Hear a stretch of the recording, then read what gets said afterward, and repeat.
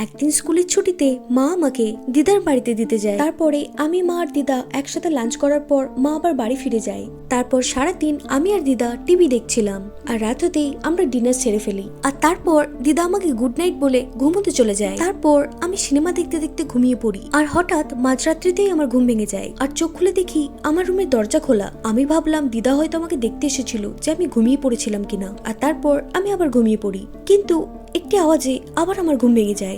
এবার আমি দেখি একটা কালো ছায়া আমার দরজার বাইরে।